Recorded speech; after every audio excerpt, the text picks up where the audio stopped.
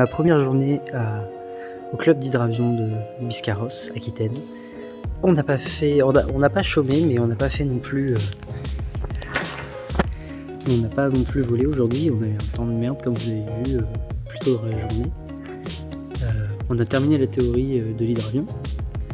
Et demain, j'ai mon premier vol. J'ai 2 vols de programmés déjà, un le matin et un l'après-midi. Donc on va voir ce que ça donne. Normalement, je devrais voler sur celui-ci, le petit PA18, le Super Cup vert là. Soit celui-ci, soit celui-là.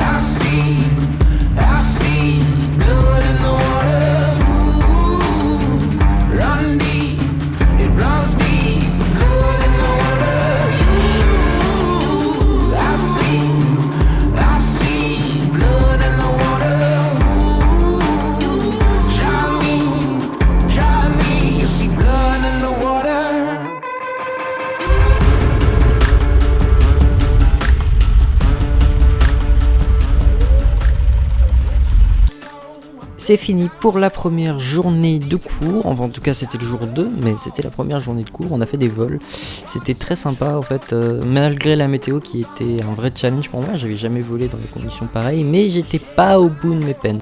En effet, la deuxième journée nous avons dû voler dans des conditions qui étaient très très particulières.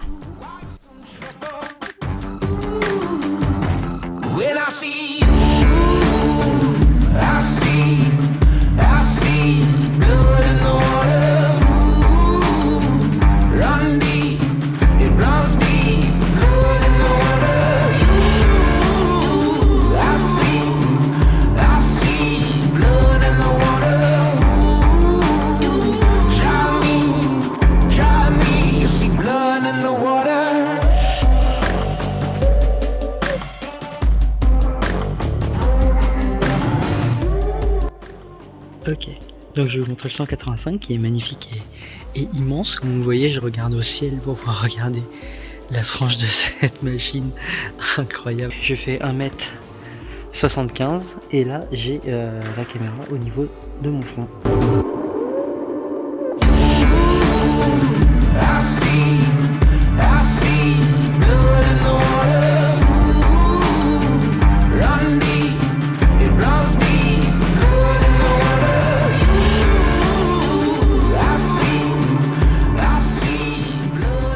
Troisième jour au stage, on a voulu faire un vol et on a forcé par rapport au minima météo et finalement on s'est retrouvé dans des conditions très dégradées et on a presque regretté d'avoir fait ce vol, je vous laisse en profiter.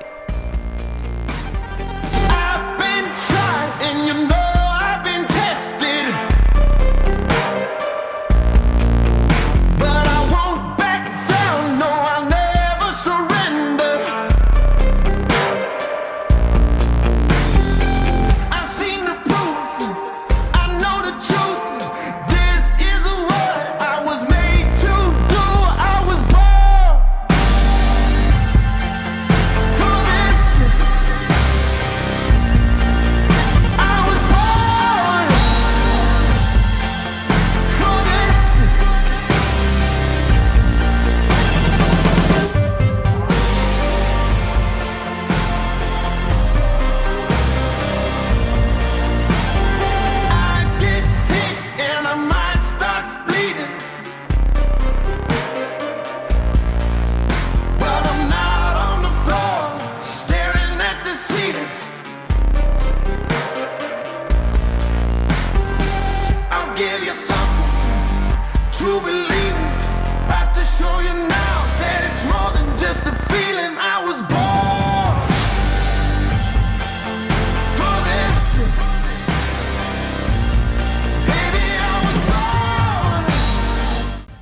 Je profite du fait que les jours qui ont suivi, en tout cas les quelques jours qui ont suivi, se soient montrés aussi moches que les premiers pour pouvoir vous expliquer un peu ce qui se passe dans cette qualification Hydravion.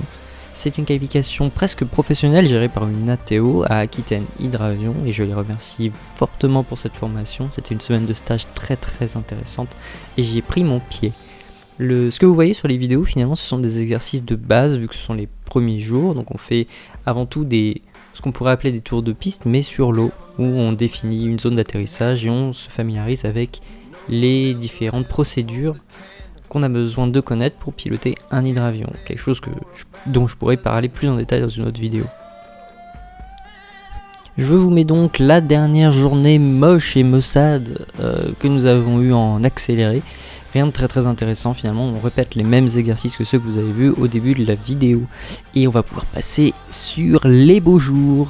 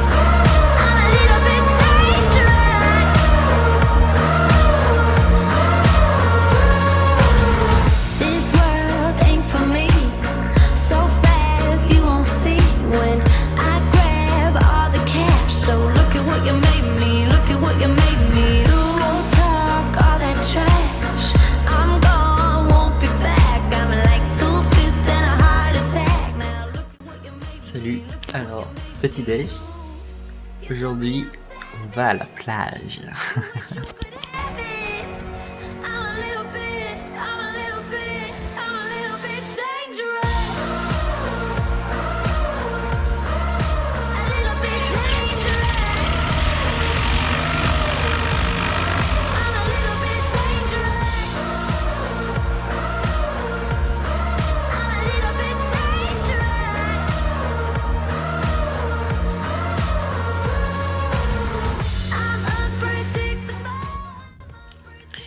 Bon, on n'est toujours pas parti.